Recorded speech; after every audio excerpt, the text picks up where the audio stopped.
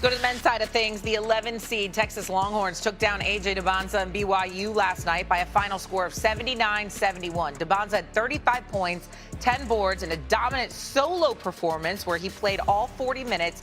Was not enough, though, to get by Texas. Despite the loss, Dybantsa's 35 points are the most by a freshman in an NCAA tournament debut all time, and it's the second most points by a freshman in any NCAA tournament game, only behind De'Aaron Fox, who had 39 for Kentucky in the 2017 Sweet 16. Now we fast forward to what is next for AJ Dybantsa, and that would be the NBA draft. Is his draft stock a lock despite BYU's loss yesterday? A very dangerous word in my line of work. So I'm going to sidestep the idea of lock because that's a problem to begin with. I would say no. To answer your question, no. And it has nothing to do with Dybantsa himself. It has to do with the competition he faces for that #1 overall spot. His performance was sensational. His performance throughout the course of the season has been sensational. Everything he did leading up to college was sensational. But he's not the only guy coming out this year with a sensational resume. Acuff, Boozer, Peterson at Kansas. We're going to sit here over the next few months, and it's going to be awesome nitpicking some of the most elite college talent we've seen in quite some time. This is a deep draft class, and it's a fun draft class, and we're going to get to keep watching some of these guys over the next few weeks, hopefully. But in terms of a lock for one of them, like Dybantsa, to go #1 overall, no chance, just considering the competition he's going up against. Well, let me say this to you, Joe and Coach. He's not a lock. The answer to that would be no, I agree with you, Joe, but I think he should be. Because let me tell you something.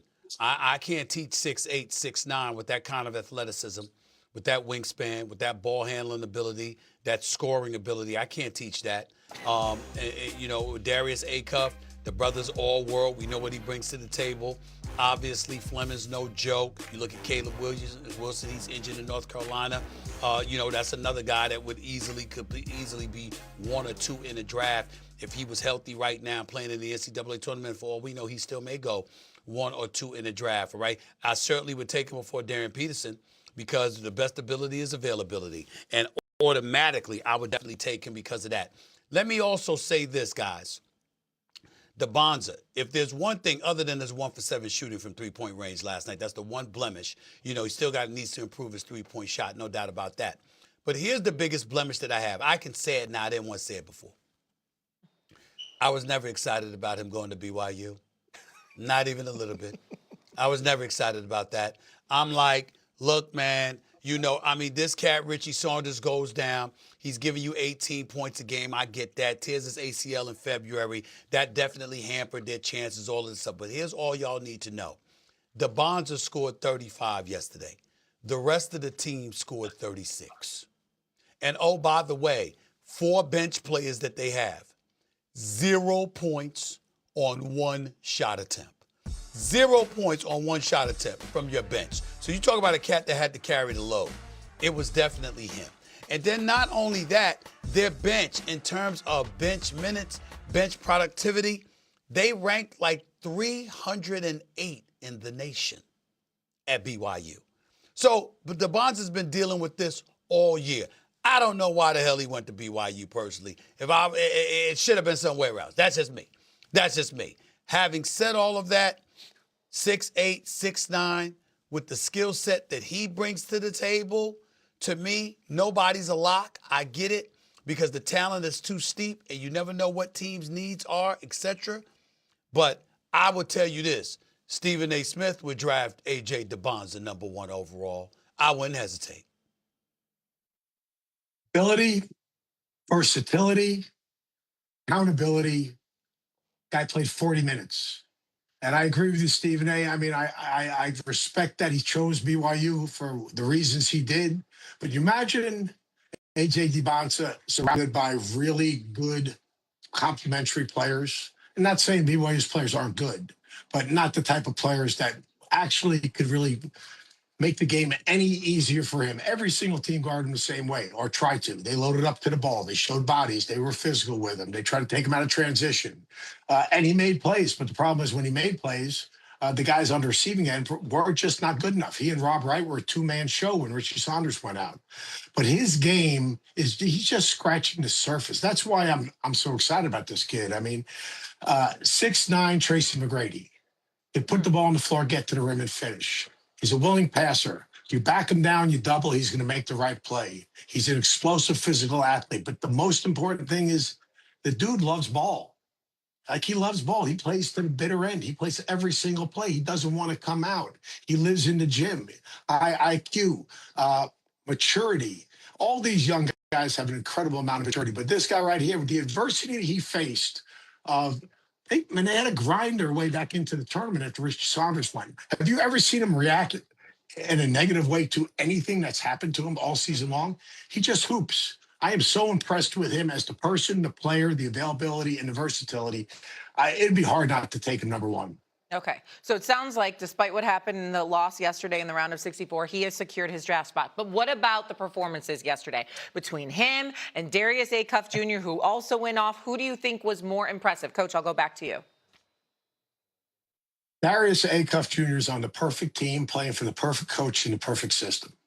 The ball's in his hands, and he is a savant with the ball in his hands.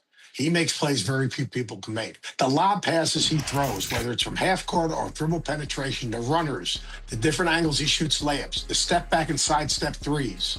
To me, I would actually say probably Dybantsa, just because there's so much on his plate. I mean, yesterday, that was a team effort for Arkansas, even though, let's face it, Darius, he's the guy that stirs the drink. But Darius Acuff, we're going to see a lot of him. I mean, I'm going to be interested to see how Arkansas and Darius Acuff's approach is coming into this High Point game. But what Dybantsa's done the last 4 weeks with no help besides Rob Wright has been spectacular. So I'm going to go slightly AJ Dybantsa. Yeah, he had 9 more points, too. Stephen A., who do you think? Well, I'm going to go with Dybantsa because the numbers say so, 35 compared to 24, but in the load that he had to carry in doing so. But I will tell you that Acuff is electrifying. And, the one thing that Cal is exceptional at, not to say that's the only thing, but the one thing he's exceptional at is getting you attention. He's going to get your attention. That's John Calipari.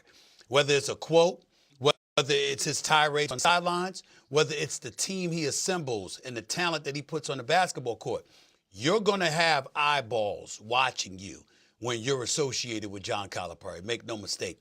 So as this NCAA tournament continues to unfold, I'm going to be really, really looking at Acuff and seeing the stiffness of the competition and what kind of show this brother puts on. The one thing about him, Joe, that I like about Acuff, I mean, it doesn't necessarily always look spectacular, but he's a spectacular player, and it's like he lives for the spectacular. He wants it. The AJ Dybantsas of the world and others, they're models of consistency and whatever, and Dybantsa's great. But when I look at an Acuff, no matter what I see, no matter how gifted he is, no matter how special it is, I'm always on the edge of my seat waiting for more, because he's always giving me the impression more is coming. And that is where he gets an edge. I think that as we move forward, again, Dybantsa's home, and he had to do it by himself because he had nobody show up with him, and I get that part. But I think that as this tournament unfolds and we continue to ask the question about the most impressive performances, I think we're going to find ourselves mentioning Acuff an awful lot. On top of that, look at his situation. They just won the SEC championship game and then immediately had to turn around, fly from Arkansas to Portland to play an early start time game. That wasn't the easiest of situations, and they went pillar to post against Hawaii. Hawaii was never in it. That said, the answer to whose performance was better yesterday is Dybantsa, solely because he was going up against a Texas defense that brought a heck of a lot more to the table than Hawaii. No disrespect to Hawaii, but as we parse through these things, the quality of opponent does matter here. Yeah. Arkansas will face High Point next. Obviously, we will see AJ Dybantsa probably at the NBA draft next. Thank you very much. We have some sad news to report this morning. We learned that legendary actor Chuck Norris passed away this morning at the age of 86 after experiencing a, quote, medical emergency early